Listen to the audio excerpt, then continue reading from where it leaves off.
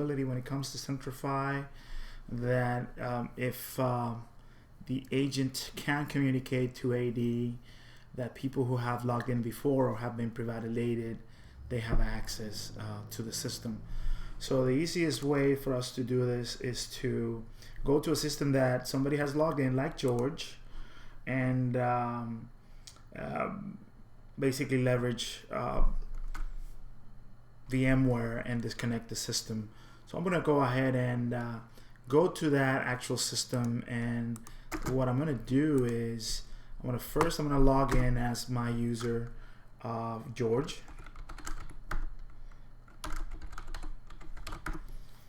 and I have to put in the right password.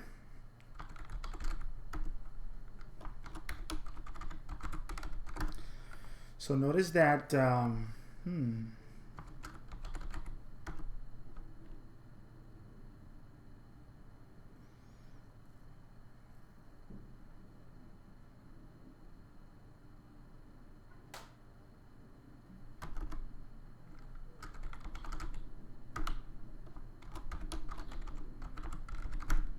all right, so we're in. So let's go ahead and take a look. So notice if we do an AD info, the Centrify mode says here that is connected. This is the right thing because we are connected. So what we're going to do is we're going to employ the help of VMware to disconnect the system. So we're going to go ahead and disconnect the NIC card on this system. So I'm going to go to the VM menu, and I'm going to go remove all devices, and I'm going to disconnect the network adapter. At this point, and let's go ahead and do an AD info. Notice that it's going to be a little slow because it noticed that the network is not connected, so it's disconnected. So I'm going to log out, and let's go ahead and try and log in.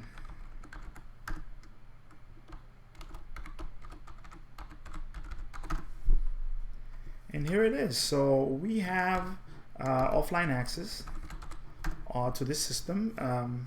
The network is not available, and one of the things is that this user is supposed to be a super user, so he can do things that as root. He doesn't need to su to root, but he can if he needs to. Well, let's take it for a ride. So easy do su dash.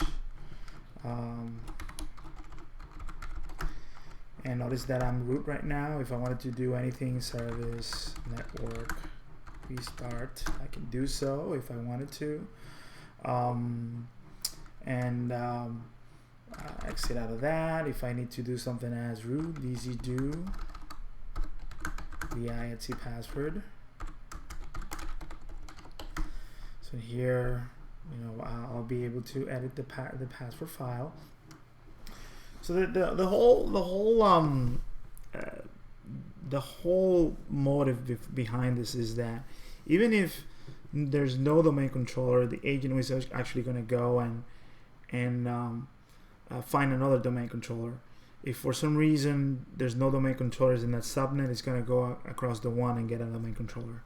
If there's an abnormal exit to the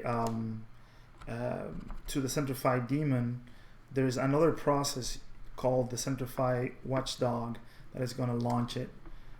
If there is a if there's no connectivity whatsoever, anybody that has a session in the system or has been pre-validated will be able to log in. So the only reason why you should need the root account is for single user mode. So this proves the high availability scenario. So I'm going to go ahead and reconnect this system. So let's go ahead and do that. So VM, and let's go ahead and do a connect the network adapter. So now let's do easy do service network restart. And in here, AD info, and we're still disconnected. So let's go ahead and Notice that it looked for a domain controller, so let's take a look, and now we're connected. So this was a good way for us to test that scenario, and now we're gonna go back to our original system. So let's go back to our member server here. All right, so that covers number 13 here. And the final one for the integration with AD and authentication is automatic provisioning. So this one requires a little bit of a different component. It's called the Centrify zone provisioning agent. And it's very simple. First, we need a service account. So, let's go ahead, and I already have provisioned an account. It's called Centrify ZPA, but we need to follow a delegation model. The way we do it is we provide the Centrify ZPA just what it needs to do its job. So we're going to go to the zone, and we're going to delegate this in the zone. Let's go ahead and do that. We're going to delegate zone control, and we're going to add, and we're going to find the Centrify ZPA. So the Centrify ZPA is going to have the ability to add users, add groups, remove users, remove groups, modify users, and modify groups. And that's it. This is all it needs to actually do what we wanted to do, which is to automatically manage users and groups. The next step is to actually set up the zone to have the auto provisioning enabled. So in my particular case, I'm going to enable auto provisioning and my source group. So we need to define what are the source groups for this. So it's always a good idea to separate, maybe have an OU for things that you want to know, you want to make sure that are specialized. So let's go ahead and do in here, we're going to create a new OU, and let's call it provisioning. So all the groups that are going to reside here are for provisioning.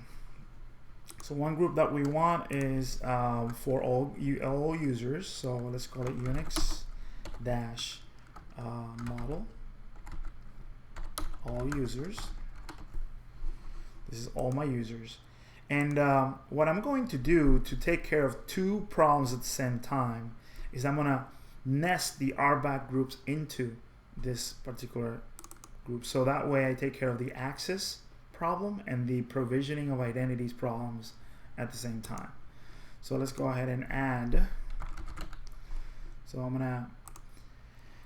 going to add the DBAs. I'm going to add the sysadmins, and we're going to add the web admins into this nested group.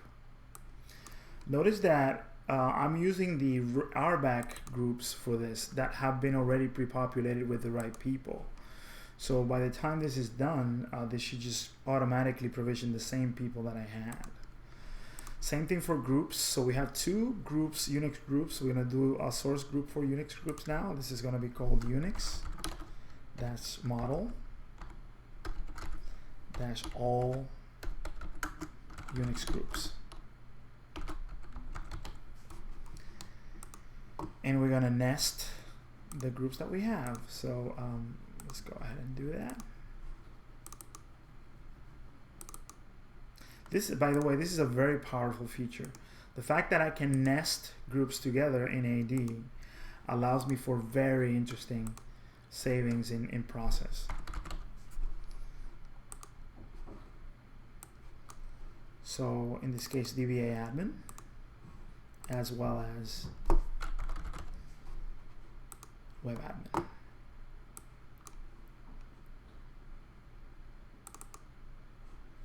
All right. So my source groups are already populated and created, so I can go back to Access Manager and go to the properties of the zone, and we're going to enable auto provisioning. My source group is going to be the Unix all users. This is for users. So we're gonna generate from SID The Samba account attribute is going to be the login name, and you know, the shell, geckos, and home are going to be default. Same thing for groups. So let's go ahead and do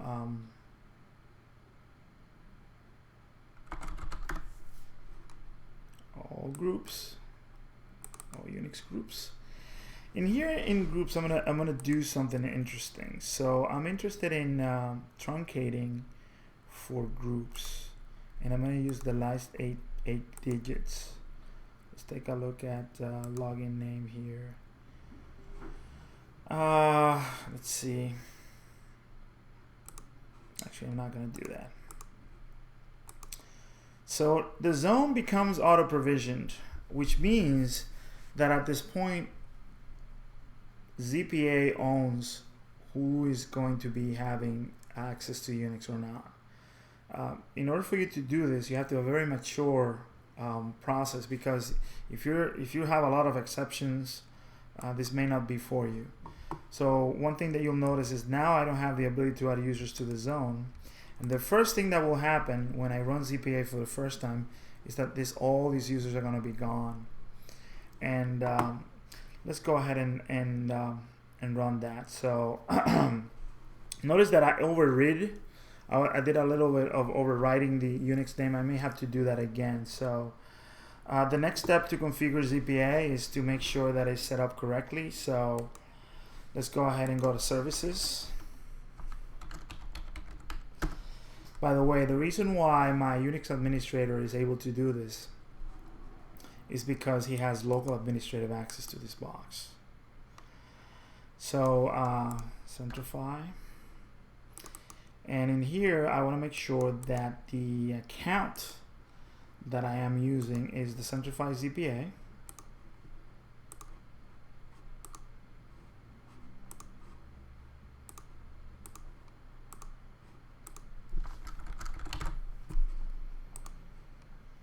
And by doing this, the system is going to grant it the right to log on locally.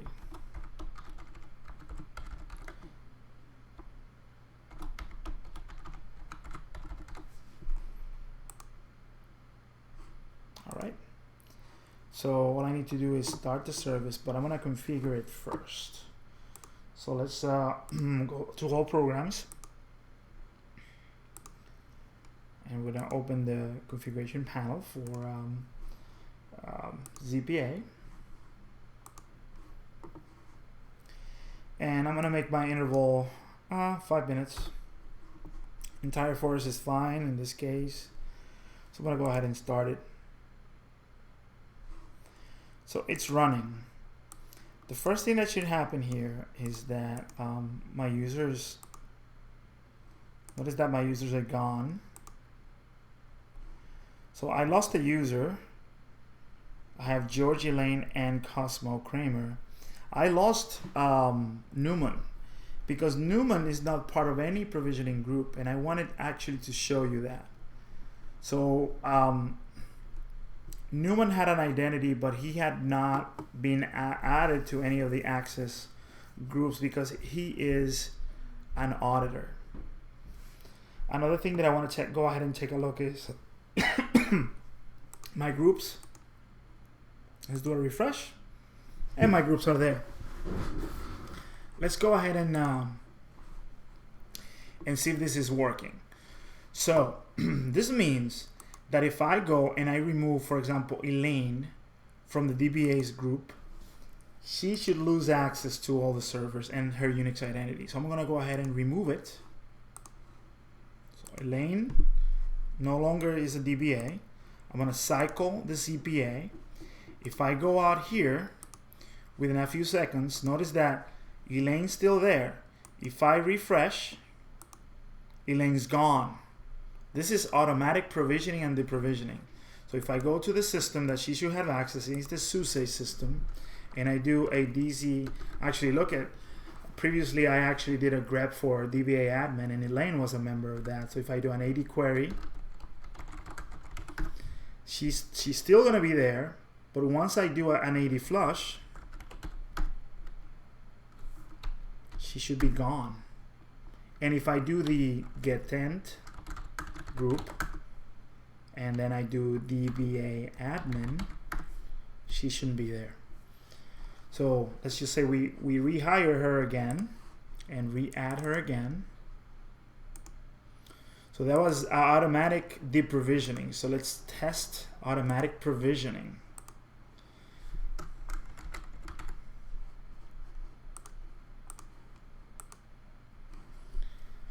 And I've added her there. I'm gonna cycle CPA. Notice that she's not there. I'm gonna go ahead and refresh. Now she's back. Notice now that the override that I did before is gone, and the rules are a little bit different. So I can always go and change this. The cool thing about this model is that it allows you to also pick other attributes in AD to pick the login name, like for example the RFC 2307 attribute or the CN attribute. Okay, so that should just basically open your creativity. If you have an identity management solution that can populate, or even a script that can populate whatever you want the login name to be, CPA is going to pick it up and help you out. So let's go ahead and let's take a look at the group provisioning. Let's just say right now I have let's just say I want to make George a member of the DBA admin secondary group. So George. So check names. I'm gonna go ahead and cycle ZPA. The reason why I cycle CPA is because I don't want to wait 5 minutes. This is after all, this is a speed run, right? And let's take a look now to that group. So I go to the DBA machines, to the database machine. Notice that get 10th group DBA admin still only shows nothing. So let's do an AD flush. So the expectation is now that I should have Elaine as well as George. And there you go. So that proves that we not only can do UNIX identity provisioning and access provisioning automatically, but we can do it also manually as well as automatically. So this is really cool. Right, so this covers pretty much the first section about my testing, automatic provisioning and deprovisioning. The benefit is that there's heavy use of the process of adding people to a security group in AD. But let's talk about category 2, and we probably proved a lot of these things. So systems can be grouped based on different criteria to enforce access. So we have database, servers, filers, and whatnot. So if I go to my SUSE system, right, in here, if I do AD query user, Elaine and George should have access, but Cosmo Kramer should not have access. So let's go ahead. Let's go ahead and do this. Let's duplicate the session, make sure that Elaine and see if she has access. She's logging in for the first time. At the same time, I could actually try and log in as somebody else, maybe as George.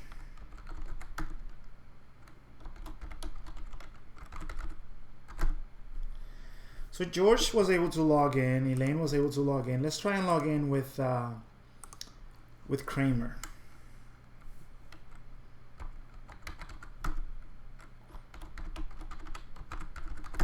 So Kramer doesn't have access to this machine. However, because he's a web administrator, the way we've set it up is that Kramer should have access to the web system, which is the CentOS system. So let's go ahead and do this. So Kramer.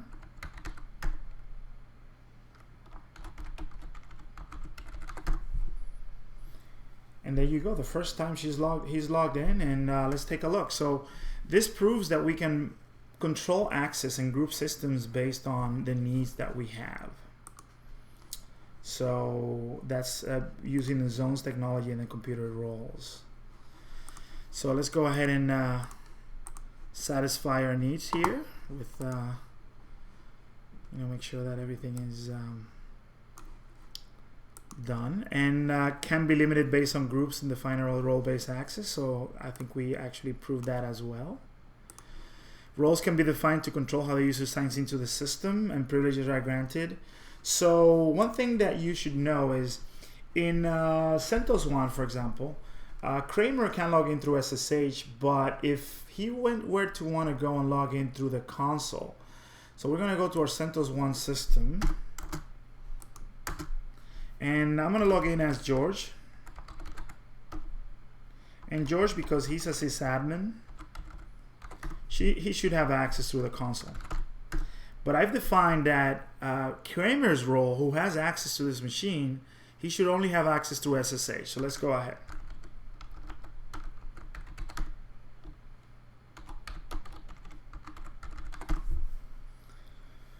So let's see.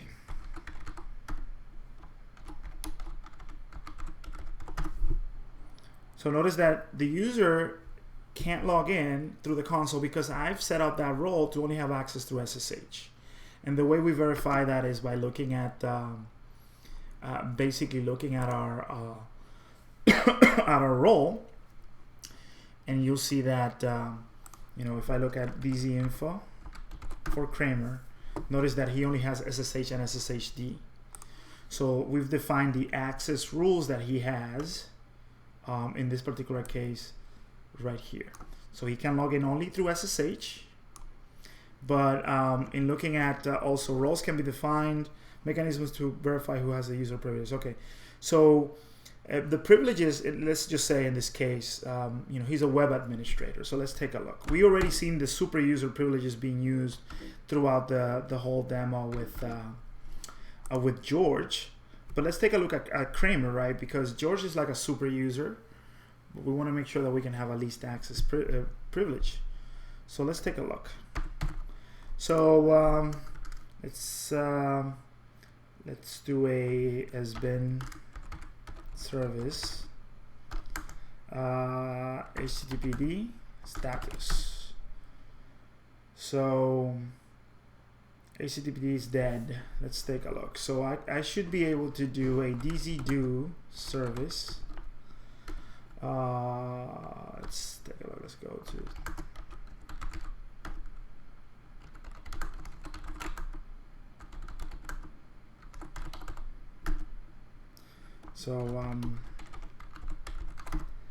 in here, notice that the service was down, but it went up, so I'm reliably able to do that. But if I want to do something with DZ-do that I wasn't designed to do, like maybe notice that I can edit the and I actually can't because there's a typo. Interestingly, I know there's no typo. Okay, it's just truncated. So I should be able to DZ-do something like DZ-do vi httpd.conf, and I don't think that's where the file is. The file is under conf. So I actually made a mistake here. I should be able to change it. So let's go back to authorization, UNIX right definitions commands, because I think that the file is under conf.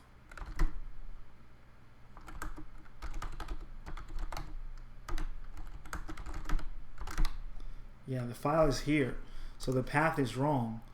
So I gotta be able to change that. So let's do conf and save it. I have to ask somebody else, do a AD flush.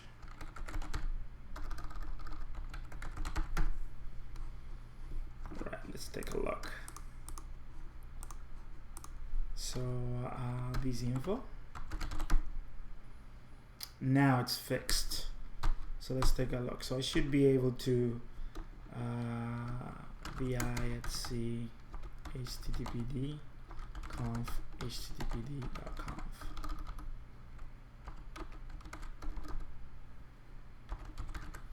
And I need to elevate with DZ-do. And you know what? Let's do 80. Let's change this to 8080.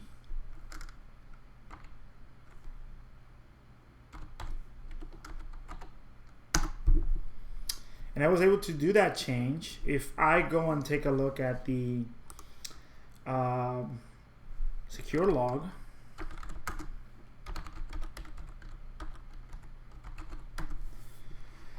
one of the cool things is that you can see that it was actually Kramer who did the service command for restart, and also it was Kramer who did the httpd .conf edition there. But let's just say Kramer wants to abuse his power, and he says, you know what, I want to edit the Etsy password file, so let's do this. You will notice right away that we're smart enough to actually figure out and say, hey, you know, you are trying to do something that you're not allowed to do. So what that proves is that not only I can give somebody exactly what they need to do their jobs as a least access and least privilege model, but also the syslog is richer, because now, just like sudo, because dzdo is based on sudo, you know, you get all the richnesses of syslog. And this is a much better way to solve the problem of privilege management. A lot of people, basically what they do, and I'm gonna emulate the behavior here. So let's just say I'm a sysadmin, right? And I log in George, and I have my unified identity here, whatever. But most of the time, a lot of people just do this, dzdo or sudo su dash, and then you know, from this point on, proceed to do all the work as root. People who work this way not only are perpetuating a bad problem, a bad practice, but they tend to think that the problem is with the root password. You know, given that I've shown you the high availability, you should control the root password. But once people are doing, you know, like sudo, but in this case without sudoers, you know, with dzdo, you don't need to do things like that. You should really be getting in with the program and you know, perpetuating good security practices. So it is true that for appliances and for other things you may need a password management capability, but in Unix you shouldn't do that or need that with Centrify. All right, so let's take a look at our objectives and see where we are. So roles can be defined to control how the people sign in, and we demonstrated that, and how they have access. Verify who used your privileges. So you saw that through the syslog. I'm going to show you in auditing as well. Separation of duties. I think I actually showed that, but let's review that. So the zones, because they are Active Directory constructs, they support discretionary access control lists. So in a zone, you can pick any principal and basically define, you know, who's going to be performing things like operational stuff. Like right here, we have a lot of things that are related to operations, right? Joining computers, adding users, removing users, and things of that nature. But you got to be able, in a mature security environment, to separate the operations from the governance. So things like you know, managing roles and rights, providing those assignments, and creating groups of computers.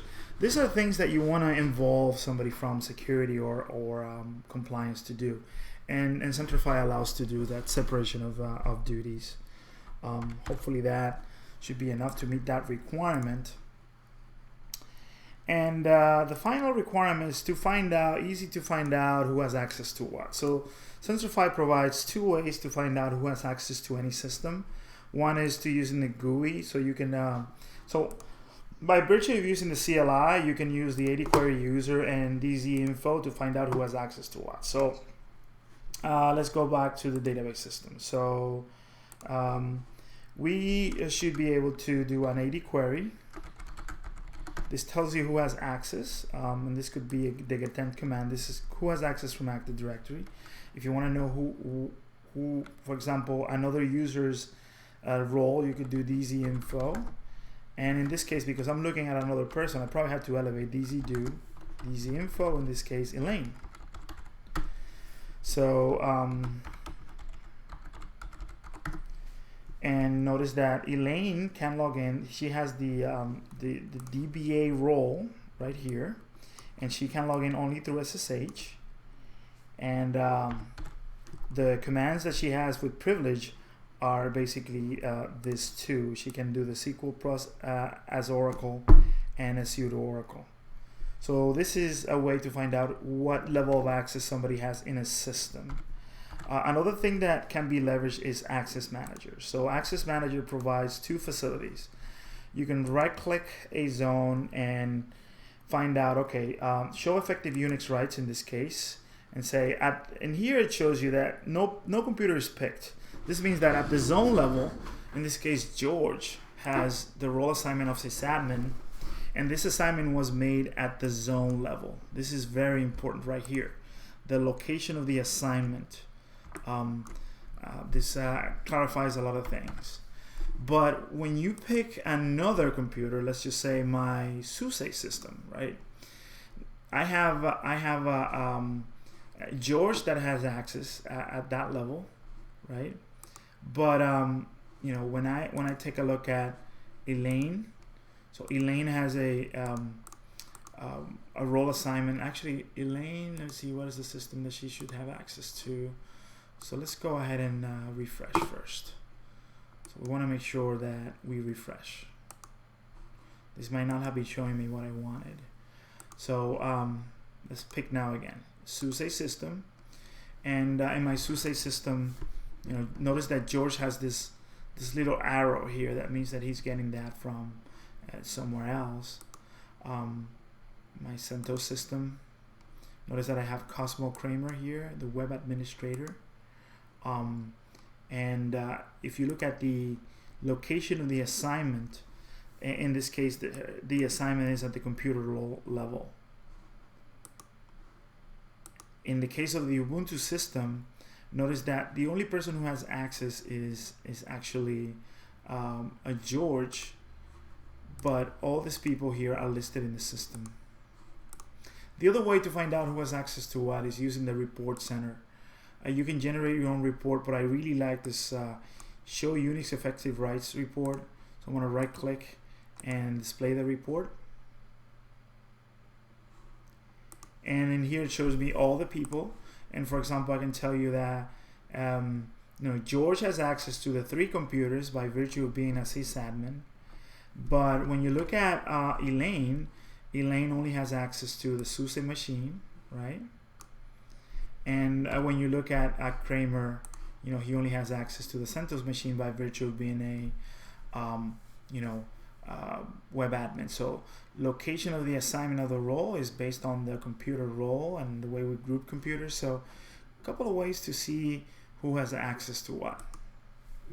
And I think that will actually finish that requirement for category 2. And let's go ahead and do that. So we're about to wrap it up here for a second.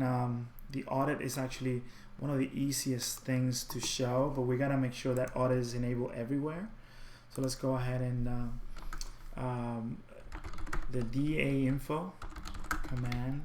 So let's take a look. First, we needed to finish that GPO that wasn't configured. So we want to make sure that we have the GPO configured with the right audit information.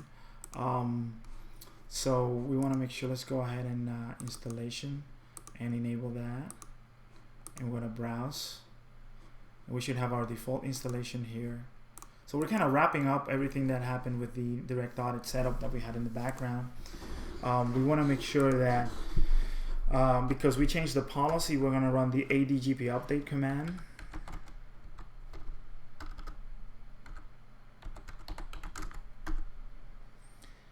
And to see if direct audit is the status, we can do a DA info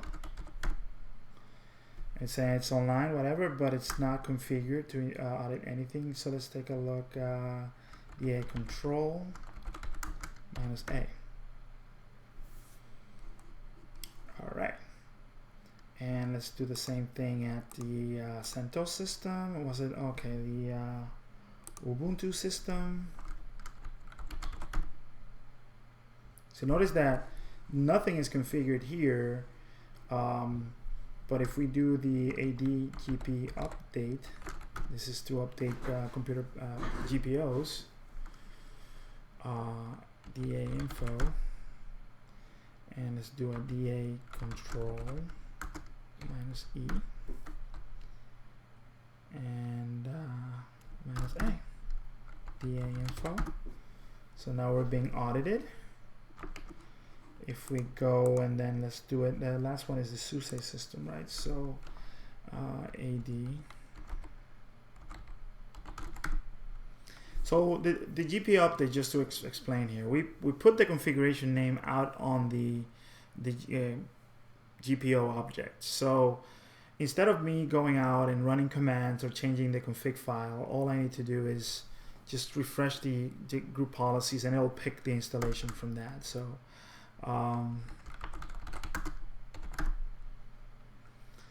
so it would be has been, oh, this is Elaine. So Elaine doesn't have the right to do that. So let's go ahead. We need so let's find somebody who can. George can. So DZ do DA control minus E. He may not have it in the path, so let's do probably has been.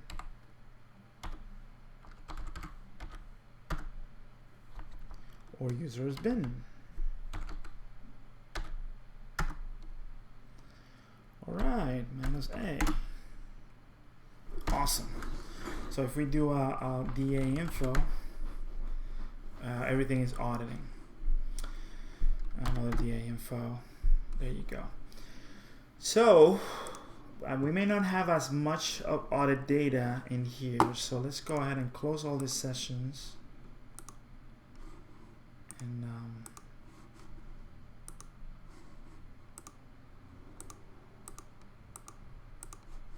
so what we want first is to generate some sessions, right? Some session data. So let's go ahead and do that.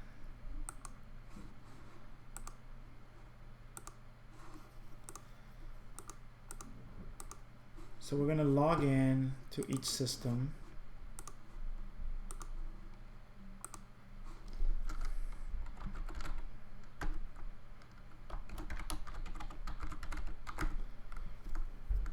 So in here, you know, PS minus EF, VINC password, and elevate.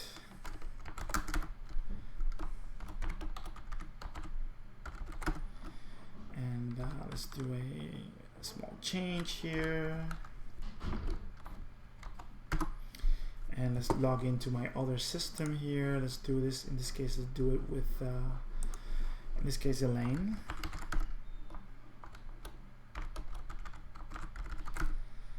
So Elaine,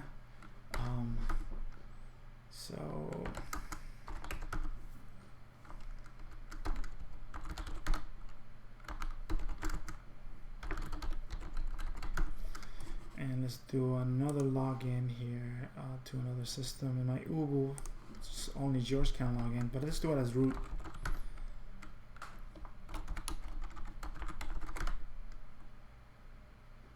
Bad password.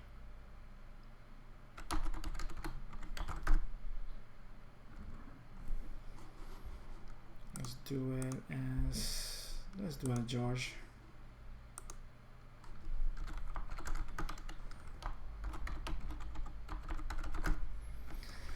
So last minus alt DZ do su dash, and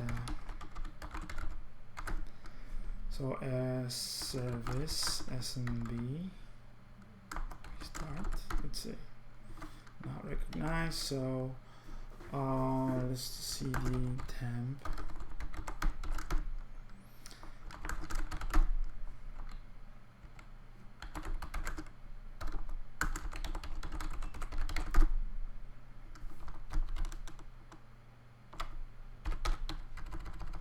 all I'm doing here is generating some session data. So we have some sessions to take a look at.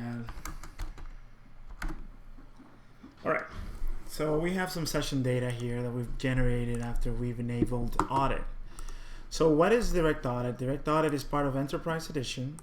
In the blog, I don't typically talk a lot about Enterprise Edition, but it does require a database, and that's what we did when we set up. We set up a local instance of SQL Express and the collector systems. So what do you get out of this? So most of the problems when it comes to auditing is that it takes a long time to reconstruct what happens. So what we want to have is a detailed view of user activities. So I'm going to go ahead and open the Audit Analyzer.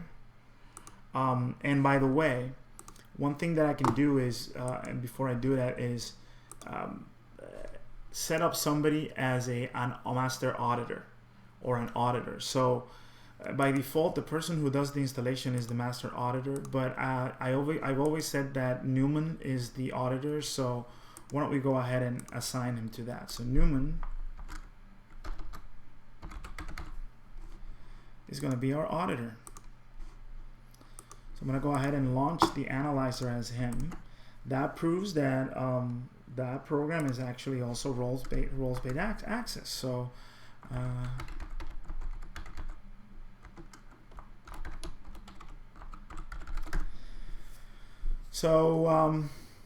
you know, this is going to launch the analyzer, and in here I'm going to go and see all the audited sessions for today. So notice that I have a lot of information here. So when you look at the audit analyzer, it shows you, you know, who was the user, because it's all tied to the identity and ID. Who was the user who accessed? What machine was accessed? What database is covering that? What was the start time and end time for those sessions? If the state of the sessions and the client that did that from where the computer was accessed from. So this is good information to have. This is still what a log will show you, but let's take a look. So in here I have George Costanza, right? So let's see what he did in Ubuntu. Okay, so this is the last session I did. Still shows you like a log exactly what the person did. But the cool thing about Centrify is that you can replay things as if it was a movie.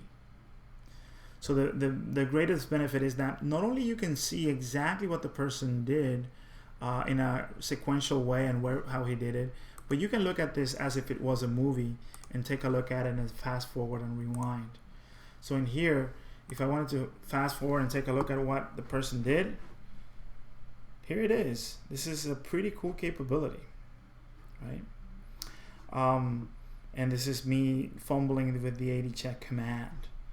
Another capability that this has, it has the ability to perform the query. So if I wanted to show, you know, I touched the Etsy password file quite a few times today. So I want to know all the instances in which people touch the password file. I like to see this one. This is the one I want to see, VI Etsy password. So what is the problem here? A log tells me somebody touched this file, but it doesn't tell me exactly what happened. This is where this capability with Centrify excels, because you can see exactly the steps the person took. In here, you know, I initially tried to do what I needed to do, but I needed to elevate. And there's the DZ do. Put in the password, and you can see exactly what happened during the change. So this is great for companies that have a higher security posture, companies that need to comply with PCI, because 10.2.2 says that you shall you know, register what somebody does with privilege, but at the same time you need to know what they did. The other cool thing, and I typically don't talk about Windows privilege management, although it's actually here, and we'll touch on it in a future session. But one of the other benefits is that this solution can also audit Windows. So everything we've done today, since I put it, the audit agent has been audited by Direct Audit. So one of the cooler things here is that I can do, for example, this. I can find Active Directory, and it'll show me all the activity that I've done in Active Directory used on computers. So in here, you know, all the activities that I did and I can just fast forward, make it really fast. This is me creating the groups, right? So this is a testament of how integrated solutions are with Centrify. Finally, another great capability that this has is this whole concept of audit events. So when somebody uses their privileges, not only across Unix, but also on Windows, you get to see exactly what happens. So for example, right here, let's take a look. So somebody was granted access through SSH, and then they were able to elevate to root. So let me go ahead and delete that. So in here for George, he got his PAM access right, and then he was able to elevate to root using the su command. Not only that, if I wanted to take a look and see, okay, why was this person elevating to root? We have Centrify, we don't need to do it anymore. All right, so this is what he did when he elevated to root. Let's take a look.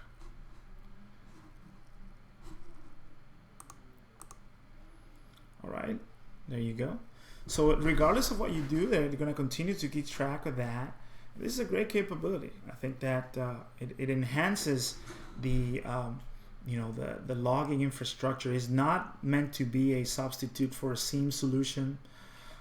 It's actually an enhancement, and it's not meant to be on every machine unless your security posture determines that needs to be done. So let's go ahead and take a look at our objectives and see if we've covered those.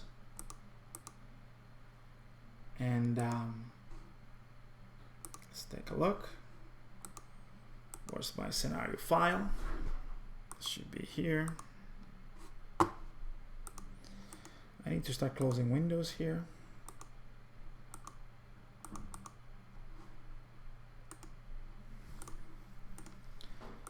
So maybe I'm having a little trouble showing the file, but let's recap for a second here. So the major objectives of the of that scenario were the following.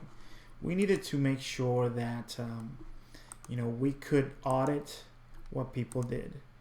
We needed to make sure that we were able to reproduce what people did, and we needed to make sure that we could perform queries to find out exactly what needed to be done. So these are the benefits of the audit capability. And when we look at the blog, and we will have everything recapped there. It seems that the file, I'm having trouble opening the file. This is a heavily virtualized machine, but hopefully this series of videos, or this edited video, I actually did that through the through my whole day at work, taking breaks, but hopefully I didn't break more than an hour or less than an hour and a half. So this is an example of what entails in a Centrify evaluation, and hopefully this is a capability that you can leverage in your organization. So easy to test, uses Active Directory, and let me see, I probably get the file now that I was able to save it. So there it is. Let's take a look at the scenario. So provided a detailed view of what the user did, I would say yes. Contextual view with the replay capability, yes. And queries, you saw that with the password query. And finally, when privilege I use across systems, and you saw that with the PAM as well as the privilege access. So that completes the video, and keep tuned to the blog, and we'll have a lot of more cool videos coming up. Thank you.